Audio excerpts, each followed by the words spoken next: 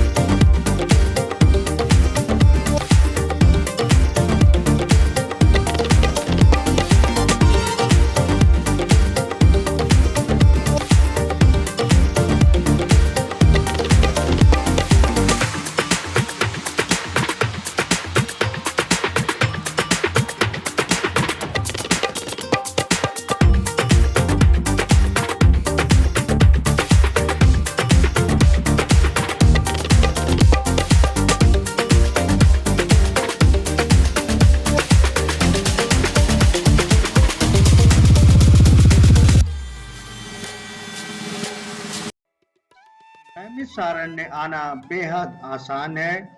यहाँ पर railway station, बस की सुविधा उपलब्ध है। उत्तर प्रदेश की राजधानी लखनऊ से यहाँ के लिए आपको इलेक्ट्रिक एयर कंडीशन बसें, जो कि उत्तर प्रदेश शासन द्वारा यहाँ के लिए चलाई जा रही हैं, आप उनकी सहायता से यहाँ पर पहुँच सकते हैं।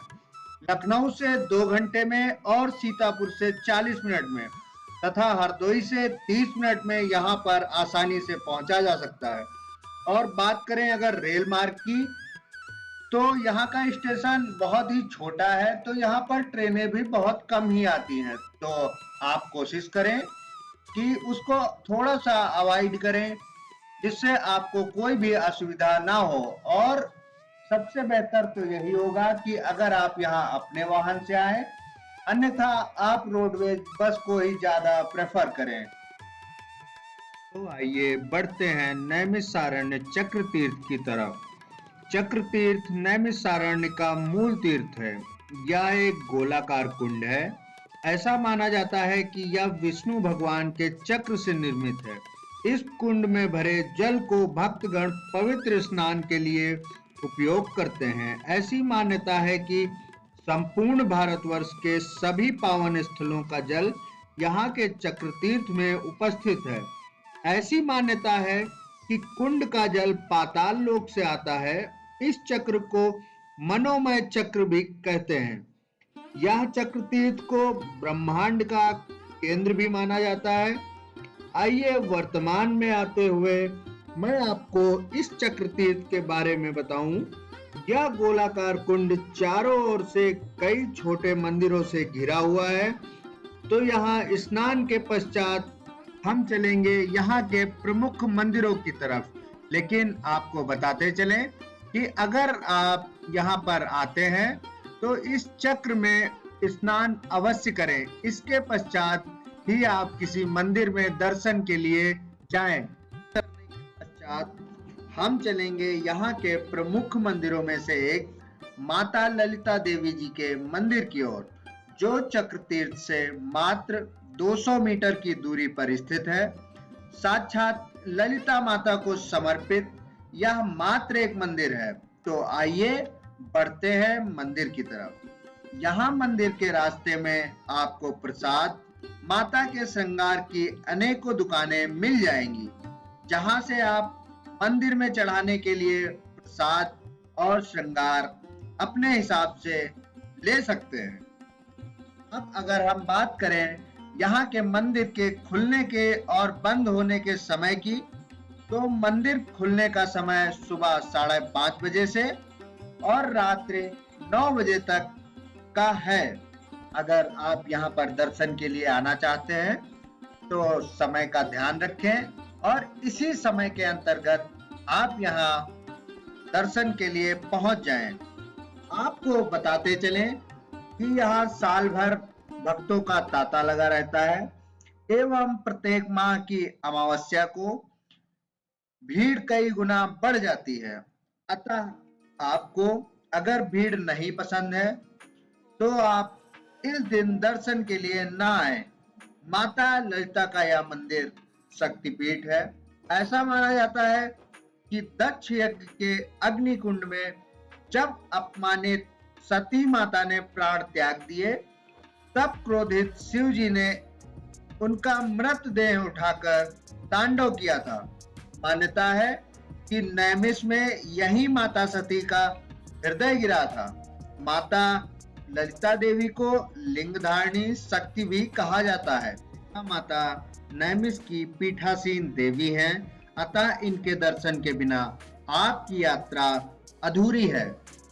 और यही मंदिर के निकट हवन कुंड स्थित है, जिसमें आप आहुति देकर पुण्य के भागी बन सकते हैं। और यही मंदिर के निकट स्थित कई छोटे छोटे मंदिर हैं, जहां पर आपको दर्शन अवश्य करने चाहिए। तो यहाँ पर दर्शन आप अवश्य करें। इसके पश्चात हम अपनी यात्रा पर आगे बढ़ेंगे।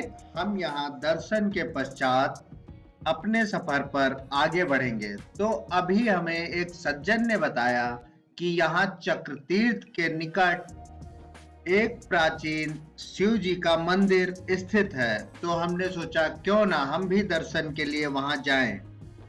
अगर आप पहले दर्शन करना चाहें तो चक्रतीर्थ में स्नान के बाद तुरंत ही दर्शन कर सकते हैं, लेकिन हमें बाद में पता चला तो अब हम वहां पर जाएंगे। इस मंदिर का नाम भूतेश्वर महादेव मंदिर है। इस मंदिर में भूतेश्वर महादेव एक साकार लिंग के रूप में उपस्थित है और दिन के तीनों पहर में भिन्न भिन्न प्रकार से यहाँ पूजा की जाती है। प्रातः काल इन्हें भोलेनाथ अथवा शिशु सदृश शिव माना जाता है। वहीं दोपहर में शिव जी के रौद्र रूप अर्थात रुद्र की तथा संध्या काल करुणा रूपी दयालु शिव की आराधना की जाती है। और आपको बताते चले, यहाँ सब कहीं आप चाहे तो पैदल ही दर्शन कर सकते हैं या फिर अपने स्वयं के वाहन से या फिर बैटरी रिक्शा ऑटो आप कर लें। वो आपको सारे मंदिरों के दर्शन अच्छे से करवा देंगे। अतः थोड़ा सा आगे बढ़ेंगे हम अब व्यास गद्दी की तरफ।